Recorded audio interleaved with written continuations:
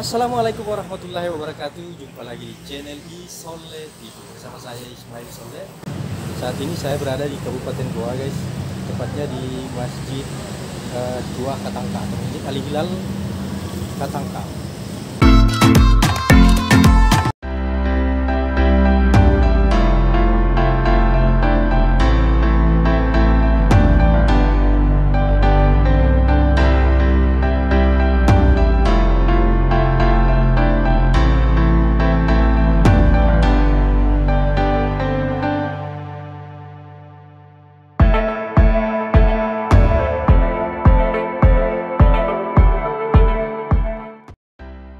Nah, baik, saat ini saya di dalam ruangan masjid bersama dengan Bapak Harun Daengela. Bapak Harun Daengela ini adalah pengurus Masjid Al Hilal, Masjid Tua Katangka. Nah, bagaimana sebenarnya sejarahnya tentang masjid ini, Pak? Ya, jadi begini, Masjid Tua Katangka ini didirikan pada tahun 1603 pada masa pemerintahan Raja Goa ke-14, yakni Imam Rangi Daiman Rabia Sultan Alauddin. Ya, jadi masjid ini dahulu selain digunakan sebagai tempat ibadah juga digunakan sebagai benteng pertahanan terakhir. Jadi itulah sehingga dinding masjid ini dibuat tebal. Jadi ketebalan dinding ini 120 cm. Nah, kalau kita melihat arsitektur masjid ini dipengaruhi oleh beberapa pengaruh budaya asing, ya. Termasuk mimbarnya, bentuk atapnya itu seperti bentuk kelenteng, jadi ada pengaruh budaya Cina. Terus bentuk tiang dinding masjid pengaruh budaya Eropa, sementara bagian masjid ini ada pengaruh budaya Timur Tengah dengan adanya ukiran yang memakai huruf Arab. Jadi sementara bentuk masjid secara keseluruhan ini perpaduan antara budaya Jawa dan budaya lokal. Nah, masjid ini setelah didirikan sudah pernah mengalami renovasi sebanyak 6 kali. Namun bentuk dan keasliannya tetap dipertahankan.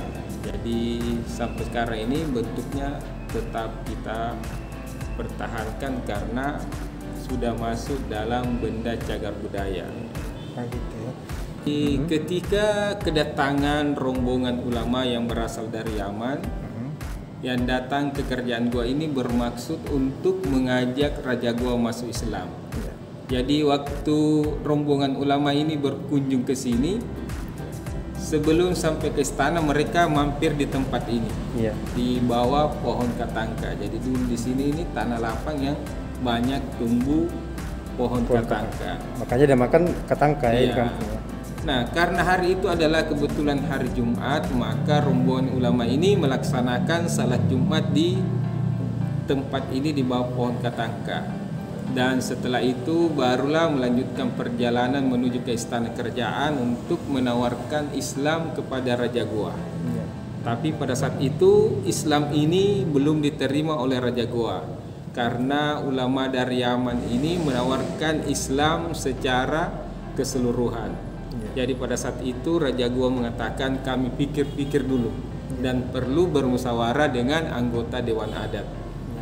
Nah, setelah itu rombongan ulama dari Yaman ini kembali ke pesisir pantai melanjutkan kegiatannya, yakni sebagai pedagang dan juga sebagai penyebar agama Islam.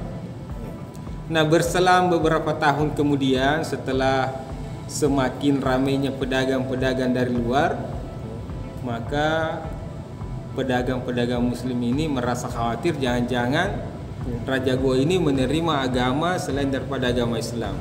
Maka diutuslah kembali 3 orang ulama yang berasal dari Minangkabau, yakni Datuk Patiman, Datuk Ribandan, dan Datuk Ditiro.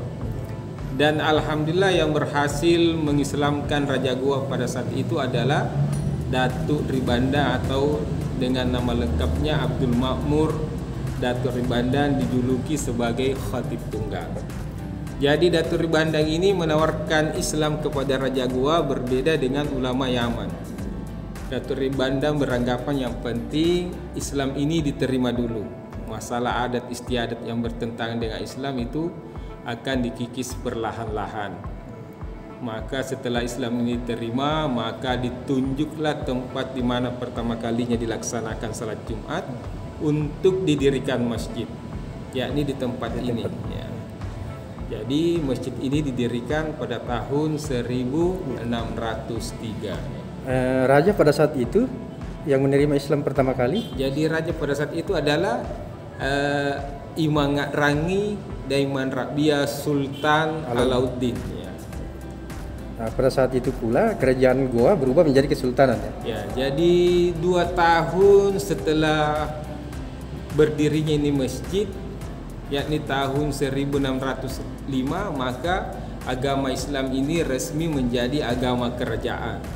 Maka pemerintahan langsung dirubah menjadi kesultanan. Ya. Boleh dibilang masjid ini adalah masjid yang pertama di Sulawesi Selatan ya.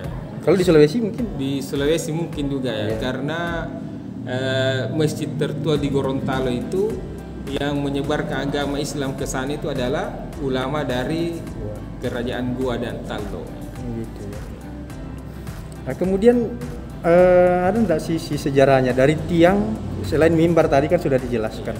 Tiang ini dibikin tebal seperti ini? Jadi 4 buah. Jadi begini, orang tua kita dahulu ini membangun masjid bukan semata-mata modelnya yang diutamakan ya, tapi mereka membangun masjid ini mempunyai makna-makna filosofi. Ya.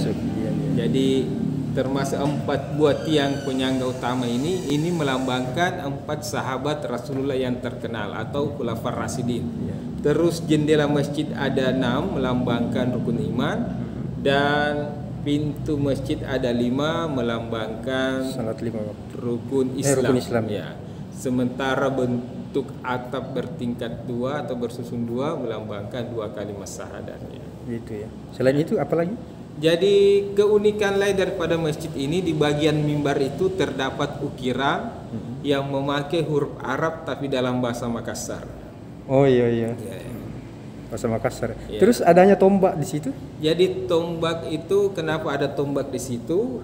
Jadi dahulu itu di awal masuknya Islam di kerajaan Goa ini, tombak ini tidak dipasang seperti itu. Oh, gitu. Tapi dipegang oleh 2 orang prajurit di samping kiri kanan mimbar untuk menghalau jemaah yang berkeyakinan keliru. Jadi dahulu itu di awal masuknya Islam di kerajaan Goa ini, orang tua kita dahulu masih mencampur adukan keyakinan sebelumnya dengan keyakinannya yang baru, yang Islam. Jadi dahulu itu apabila hari Jumat, di saat khatib membawakan khutbah, di mana konsep daripada khutbah tersebut terbuat dari daun lontar. Iya. Nah, kalau daun lontar ini panjang ke bawah. Iya. Nah, di penghujung khutbah tersebut, sebagian jemaah ini berdiri dan berlomba menggigit ujung daun lontar tersebut atau konsep tersebut. Iya. Mereka meyakini bahwa barang siapa yang menggigit ujung daun lontar tersebut, maka tidak ada senjata tajam yang menembus kulitnya, kebal. Begitu keyakinannya. Ya, jadi begitu keyakinannya. Nah, kalau dibiarkan seperti ini bisa mengganggu jalannya ibadah salat Jumat. Untuk itulah disiapkan 2 orang prajurit di samping kiri kanan mimbar memegang tombak untuk menghalau jemaah yang masih berkeyakinan seperti itu. Ya. Ada lagi keunikan lain? Saya kira demikian ya. Jadi paling di bagian-bagian luar masjid itu terdapat beduk, sumur tua, dan di sekitar masjid ini terdapat makam Raja-Raja Goa beserta anak dan keturunannya ya. Oke, baik. Nah itu tadi penjelasan dari Bapak Harun ya. Terkait dengan sejarah masjid ini dan apa yang ada di masjid ini. Nah, Anda yang menyukai video ini, silakan di subscribe dan like, dan juga disebarkan ke teman-teman yang lain, karena berbagi itu indah guys. Baik, sekian sampai di sini dulu. Assalamualaikum warahmatullahi wabarakatuh.